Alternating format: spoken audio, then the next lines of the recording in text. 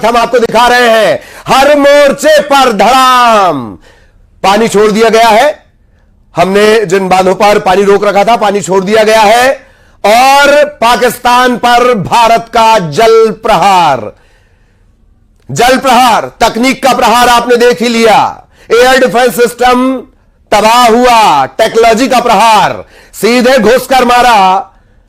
सेना का शौर्य और अब जल प्रहार। सियाल बांध के गेट खोल दिए गए हैं। बांध खोलने के बारे में पाकिस्तान को जानकारी नहीं, क्योंकि सिंधु वैली समझौता रद्द है, निलंबित है और भारत ने बांध के गेट खोल दिए। लो,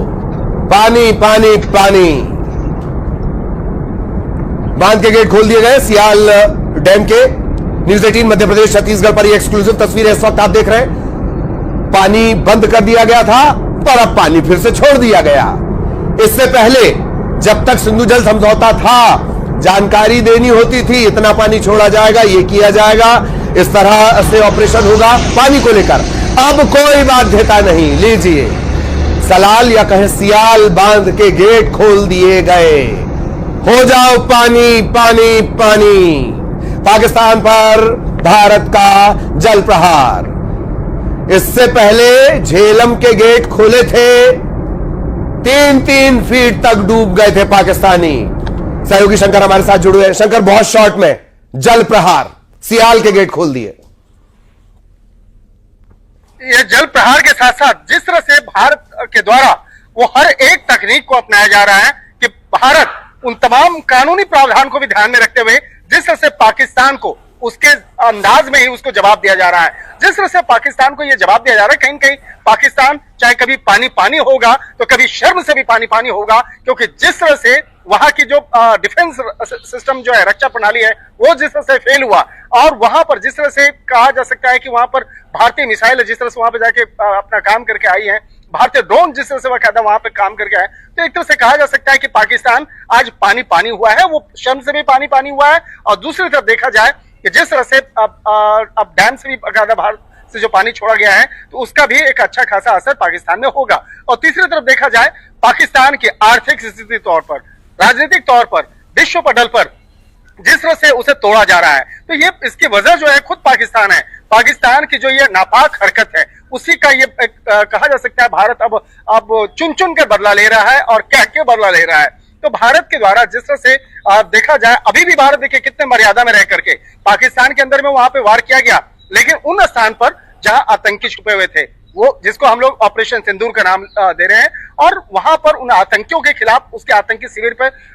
वहां पर हमला किया गया। किसी सिविलियन को नहीं मारा गया और ना ही फौज को मारा गया। देखिए, कल कुछ वीडियो भी वहां पर वायरल हुए थे, पाकिस्तानी नागरिक कह रहे थे कि सोचिए अगर अभी फौज के इलाके में वो हमला नहीं किए हैं, अगर फौज के हिस्से में भी अगर पाकिस्तानी फौज के हिस्से पे अगर हमला किया जाता तो वो कितनी और हालात जो है बदतर होती। तो एक तरह से कहा जा सकता है पाकिस्तान की आज के तारीख में पाकिस्तान की इतनी हैसियत नहीं है कि भारत के सामने अपना सर ऊंचा कर सके, लेकिन जिस तरह से आतंकी गतिविधियों को भारत के अंदर में वो वारदात के तौर पर अंजाम देने की कोशिश करता है, तो अब उसका खामियाजा पाकिस्तान को भुगतना पड़ेगा। और कई अंतर्राष्ट्रीय स्तर के जो मंच हैं, उसके द्वारा भी पाकिस्तान को साफ तौर पर इस बात को कह दिया गया है कि वो इस मामले पर पाकिस्तान का पक्ष नहीं ले सकते हैं, कि वो भारत के अंदर में जिस तरह से आतंकी वारदात को अंजाम देता है, जिस तरह से, और खासतौर पर जो पहलगाम की जो घटना हुई है, उसके बाद दबे जवान जो है चीन भी पाकिस्तान का साथ नहीं दे रहा है। तो एक तरह से कहीं कहा जा सकता है कि आज पाकिस्तान अलग थलग पड़ता हुआ नजर आ रहा है और भारत उसे हर एक मोड़ पर आज उसको उचित जवाब दे रही है। भारत अपने तमाम पड़ोसी मुल्क के साथ में हमेशा शांति का एक रिश्ता कायम करना चाहती है। भारत पाकिस्तान के साथ भी कभी कराची समझौता, कभी शिमला समझौता, कभी कई ऐसे समझौते, हमने उनके लिए बस समझौता किया, हमने उनके लिए रेल समझौता किया, बदले में क्या मिला? कभी पहलगाम, कभी मुंबई हमला, कभी कारगिल। तो इस तरह के जो एक कहा जा सकता है पाकिस्तान का जो चाल चरित्र और चेहरा है, इस चाल चरित्र और चेहरे से अब भारत जो है उसी के अंदाज में अब पाकिस्तान को जवाब देने की जो एक तकनीक है, जिस तरह से उस पर काम कर रहे हैं और जिस तरह से आज भारत सरकार के द्वारा एक इस मामले में औपचारिक तौर पे बताया गया कि पाकिस्तान के द्वारा 7 तारीख की रात में भारत के कई शहरों को निशाना बनाने की एक नापाक साजिश रची गई थी, लेकिन उस साजिश को जो है किस तरह से उसे फेल किया गया।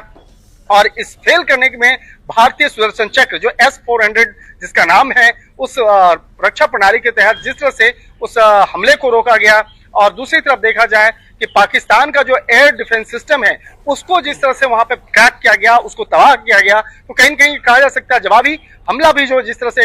है, और उसका परिणाम है कि पाकिस्तान के अंदर में कई उसके शहर जो हैं वो उस पर एक अच्छा खासा असर पड़ा है। और पाकिस्तान के अंदर की बात करें तो पाकिस्तान के अंदर में जिस तरह से 5 प्रमुख शहरों में वहां पर ड्रोन जो ब्लास्ट जो है उसकी जो खबरें आई हैं, तो कहीं न कहीं पाकिस्तान का जो आंतरिक तौर पर जो एयर डिफेंस सिस्टम है वो कितना कारगर है, ये बात भी साफ हो गया है। तो यहाँ पर एक तरह से कहा जा सकता है कि आज इस मामले पर देश के केंद्रीय रक्षा मंत्री के द्वारा जो बयान आया है वो बयान के कई मायने हैं, और रक्षा मंत्री ने अपने जवानों